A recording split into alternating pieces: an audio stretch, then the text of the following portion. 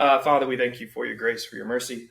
Lord, I ask that as we just continue to talk about the reasons for belief and discussing why the Christian story, the Christian articulation of who God is, what he's like, and who we are, Lord, does make sense. It has a certain explanatory power that enables us to understand what it means to be a human being, and it makes sense of the human experience. So I pray that this time would just be beneficial, and Lord, we ask your Spirit would be present, and it's in Jesus' name. Amen. All right, so brief kind of recap and introduction. So last week we looked at really some of the reasons that we might say Christianity's claim to know who God is and what God is like is actually a reasonable assertion. And so we spent time kind of talking about, if you remember, it's not the new idea or not the old ideas about who God is that are the ones that we might be more suspicious of, but the newer ideas. We talked about how if God's actually there, he's probably been trying to communicate. And we just kind of walk through like why the historical position that Christianity has with respect to saying God is there. He's been speaking. We've been recording, preserving, and passing down the things that he stated, that those are actually reasonable positions to hold if one is willing to assume that God exists and he cares about us and he's trying to interact with us. And the goal of this last week and then moving forward is to show how the assumptions of Christianity actually have a certain explanatory force in making more sense of the human experience than other options, worldviews that might be out there. And so as we move forward, there's three things over the next three weeks. We're going to be looking at these three kind of aspects of the human experience that Christianity, in my opinion, I think offers a better explanation for. So the first one, which is going to be today, is our search for belonging in a home. Next week will be our search for meaning and beauty. And then we'll close it out with our search for truth and justice. So does this make sense? And again, so as we look at these over these next 3 weeks, what we're doing is we're seeking to show or demonstrate how the Christian story, how the Christian articulation of truth and what reality is with respect to God and how God's at work and the conditions that we find ourselves in as humans, the Christian story has a stronger explanatory power than other explanations or arguments. So, our search for belonging in a home. And so when we talk about this, what I mean is there's like this ubiquitous sense that something isn't right. So we may disagree on a lot of things, and this is really interesting. Regardless of where you're from, whatever your worldview is, that we can disagree about a lot, but there's very little argument over the notion that something has gone wrong with the world. Does that make sense? Like everyone seems to agree the world's broken, it's not as it should be. Somebody should do something to fix it. We should do something to fix it. Why can't we fix it? Why is it broken? How did it get broken? And how do we fix it? So there's an agreement that something has gone wrong and that the world isn't as it ought to be. But this feeling of oughtness I would say it this way. This feeling of oughtness is a very strange thing if the world is really just a product of chance over time. So where does this sense of ought come from? That the world ought to be different than it is? That's an important question to ask. Because if our existence is merely some temporary, meaningless, particular combination of atoms that eventually is just going to phase off into oblivion, then we really shouldn't have this sense of ought. The world is, literally simply stated, the world is what it is. And we should be okay with that. But we're not. We have this experience of the world as it is, and something in us, right? Something internal, something inherent to us as human beings says this isn't how it should be. It ought to be different. So where does that ought come from if really the world is just a product of chance over time? We all have this longing, and we're attracted to these ideas and stories that have happy endings, that have conclusions that end in joy and rejoicing, not disillusionment, not disappointment, not loss, not, you know what I'm saying? So where does this come from? Why are we attracted to those and not others? We long for a world that hasn't been scarred by the lies, evil, and hypocrisy and injustices that make up our past, that mar our present and cloud our future. So where does this sense that these things ought not be? Because if the world is really just a product of chance over time. We should just have a perspective. Well, the world is what it is. We should be okay with those things, but we're not. We long for a world without the ever-looming shadow of death. And this is probably the most striking oddity. And what I mean by this is if you want to start off your understanding of reality, creation, humanity, the world, the cosmos, however you want to talk about it, and your default assumption is that there is no God, then death is really just a part of life. And in fact, death is a larger makeup of reality than life. When we look at the cosmos, we don't find much evidence of life, do we? So statistically speaking, death, or unconsciousness, if you will, far exceeds what we think of as normal with respect to self-awareness and consciousness.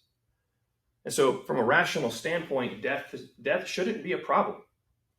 It's just a part of life, if you will, from that starting point.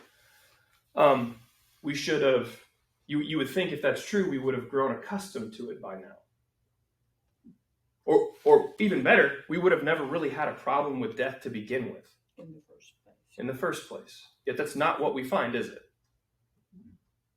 Like there's something internal to us, something with respect to what it means to be a human being. When we see death and we see loss and we see these things, our hearts cry out. We mourn it. We try to keep it at bay. We run from it. We try to ignore it. We try to distract ourselves from it through self-medication and various other things. We long for a world where the light of life persists and grows rather than diminish and fades into oblivion. So where does this resistance and visceral reaction against death as something that shouldn't be here? And that's the key thing to notice. We don't look at death and embrace it and say, well, it's just a part of life. We hate it. Like we hate it. We want it to go away. To the degree now where we've got these, have you seen the guy? He's some rich guy, and he's like infusing his body with his son's blood and genetic makeup to try to like keep himself younger. And you've got all this, it starts off as science fiction, but you've actually got these endeavors where they're studying in terms of cryogenics and preservation of human life beyond the natural limits. So we're investing all this money in research through science. Why? I mean, if we're just chance over time, and a rational assessment of reality basically communicates to us that life and consciousness, whatever you want to call that, is actually the minuscule statistical anomaly, and non-being, non-consciousness, or death, if you want to use that term, is the overwhelming reality of what is, then we should just accept that and be okay with it. But we're not. We fight against it. That doesn't make rational sense. That assumption of there is no God, there is no meaning, there is no whatever, doesn't line up with then the human experience of hating and fighting against and running from and pushing back against death and feeling deeply that death is wrong and shouldn't be. It's an important question to ask. And so either this longing for a world that is better and different than the one it is, this longing for and this feeling that it ought not be that as it is something true about ourselves and the world, or it's a distraction. Does that make sense? And so the sense that it should be different is it's either profoundly significant and it's pointing us to something, or it's a wish dream. It's a fairy tale. It's a fairy tale for children that mature thinking adults should disabuse themselves of and move beyond. But which is it? Is it a profound truth? Is it pointing us to something true and deep about the nature of reality and what it means to be a human being? Or is it a fairy tale that we need to move beyond? That's the question you got to ask. And so C.S. Lewis, he'll probably figure pretty prominently through this series. He noted the strange presence of these sort of longings in the human heart, and he talks about it in Mere Christianity. And he says, creatures are not born with desires unless satisfaction for those desires exist. A baby feels hunger, there is such a thing as food. A duckling wants to swim, there is such a thing as water. Men feel sexual desire, there is such a thing as sex. If I find in myself a desire which no experience in this world can satisfy, the most probable explanation is that I was made for another world. And he says, if none of my earthly pleasures satisfy it, that does not prove that the universe is a fraud. Probably earthly pleasures were never meant to satisfy it, but only to arouse it, to suggest the real thing. If that is so, I must take care, on the one hand, never to despise or be unthankful for these earthly blessings, and on the other, never to mistake them for the something else of which they are only a kind of copy or echo or mirage. I must keep alive in myself the desire for my true country, which I shall not find until after death. I must never let it get snowed under or turned aside. I must make it the main object of life to press on to that other country and to help others do the same. And so what Lewis is talking about here is this weird experience of a set of desires within the human heart. And so there's certain desires, like if I'm hungry, right, I can get food and satiate that desire. If I'm tired, I can get rest. If I'm bored, I can find something to do. See, so we have these desires that you might call natural, and there's things in the world that satisfy or satiate them. And then there's these other ones that seem insatiable. We can't seem to find peace from anything in this world. And so the reason I think this is a helpful quote is because when we talk about this desire that the world ought not be as it is, it's pointing in the same direction. Because we're looking at the world and we're like, the world is the world disillusions, the world dissatisfies me, the world doesn't offer me what I'm looking for. I can't seem to find that thing that I'm yearning for at a deep level. And so either that desire is something we need to disabuse ourselves of because it's based on a fairy tale, or that desire is pointing us to a deeper truth about what it means to be a human being. And so this is why, for example, if you get into certain realms of atheistic philosophy, there was Albert Camus is a good example of this. But there's this kind of stream, and they're called absurdists. And they just note this weird tension that humanity is meaningless or has no purpose or wants for these things that they're never going to have. And so basically they just talk about the human condition as being one that's absurd. It's a cruel cosmic joke. And so that's one route you can go, but that's a pretty despairing route because it turns humanity into a contradiction. We become a mystery to ourselves, if you will. But Lewis isn't the first actually to note or notice this odd want for something that we can't seem to find in this life. Way before him, you had St. Augustine.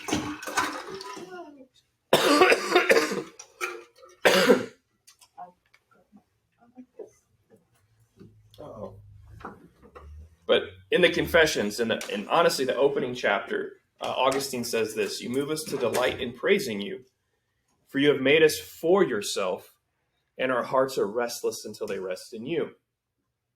And so Lewis is hinting at the idea. Augustine is kind of like putting his finger on it. He's saying that the reason we have this sense of restlessness, these insatiable wants and desires that can't seem to find their fulfillment in this life or in this world, is because they're pointing us to the one who made us, that we are meant to find our ultimate sense of satisfaction, joy, rest, and satiation in, and that's God himself. But Lewis and Augustine are obviously drawing from the Christian tradition to offer an explanation, right? So they're saying the reason that's there is because this is who God is, and this is who we were made to be, and there's some things that took place, etc. So they're drawing from the Christian tradition to offer an explanation. And that's ultimately what we're going to be doing here this morning. But before kind of talking about how the Christian story offers a more satisfying, let's say, account for these weird kind of desires for a better world, I want us to talk about sorry. I think it's important to note that this theme of wanting something that you can't find in this life is pervasive throughout literature and art. So These are 3 books. So you have The Catcher in the Rye, The Great Gatsby, and Frankenstein. These are just 3. Pretty well-known works of literature. But what's interesting is both Catcher in the Rye and Great Gatsby contain narrative arcs that show the main characters wanting and looking for something either real or that will bring them happiness and joy in this life.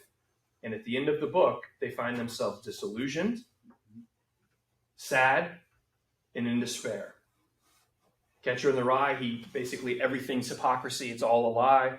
And in The Great Gatsby, it ends in like this. And I think the movie they did with They've done 2. Well, the more recent one with the guy who played Spider-Man and DiCaprio, fantastic movie. And it ends, and you see that narrative arc. Like you see this guy who's full of life. And then as the story plays out, by the time it ends in what? In this despairing kind of downbeat note. Mm-hmm. You know? Poor girl or rich girls do not marry poor boys. Jay Gatsby.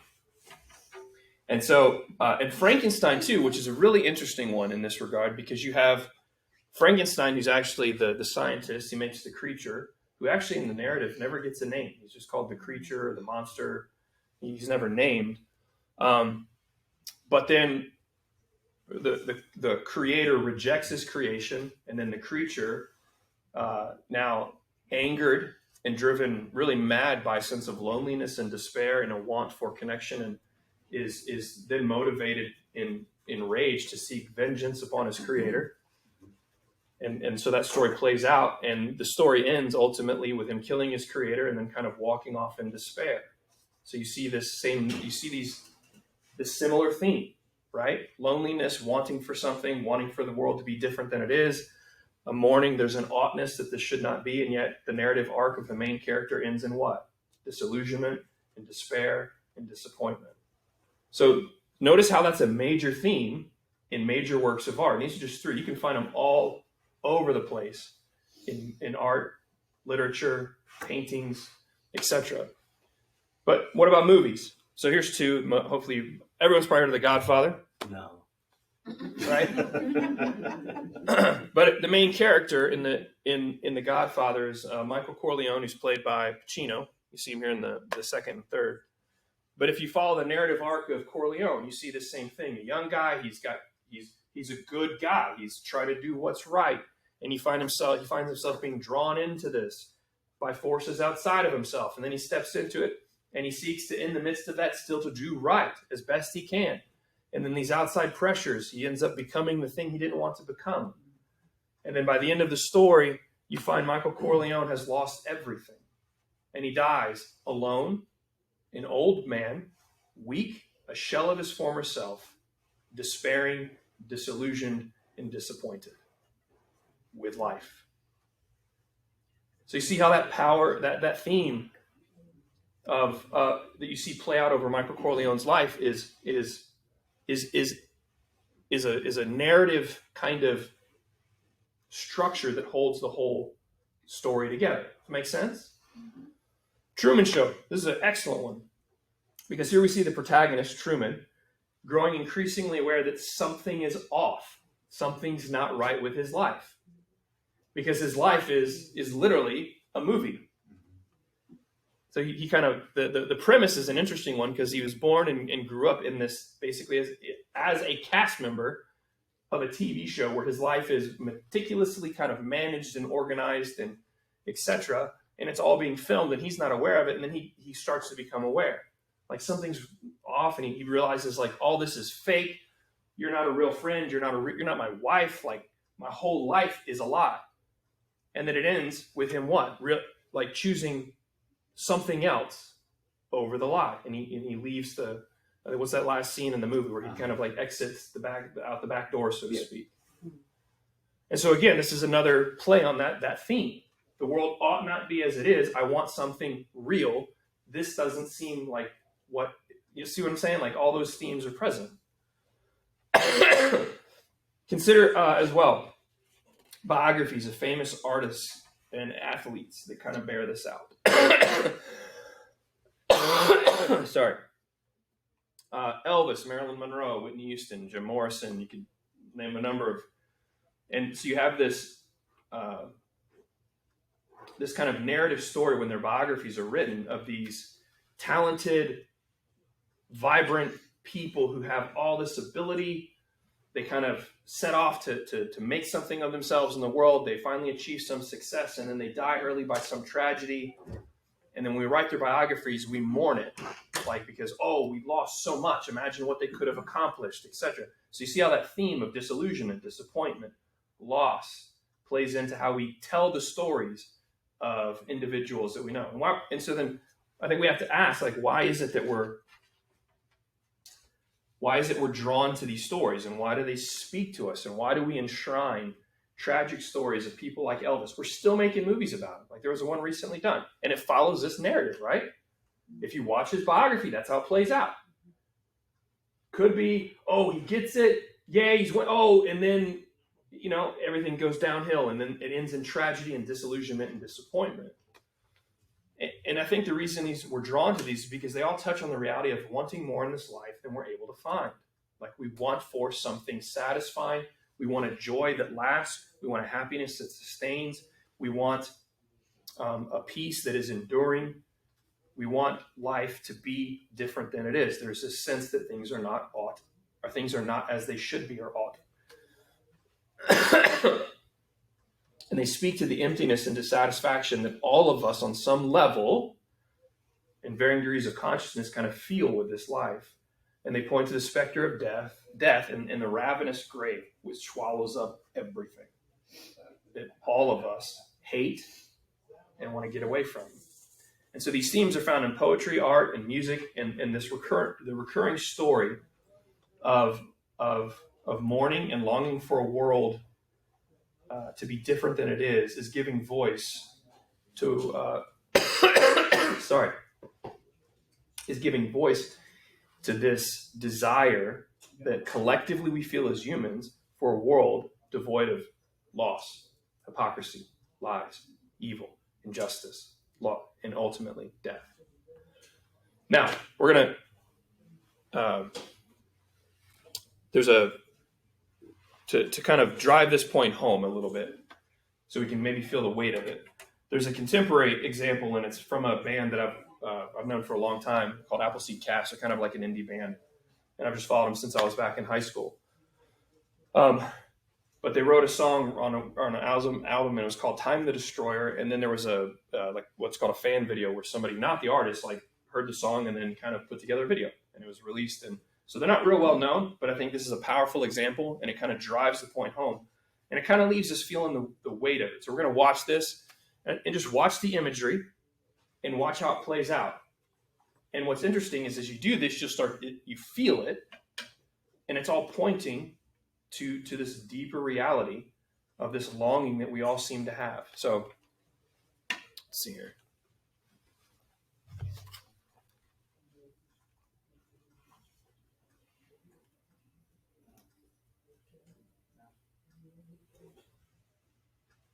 If we can get the volume going.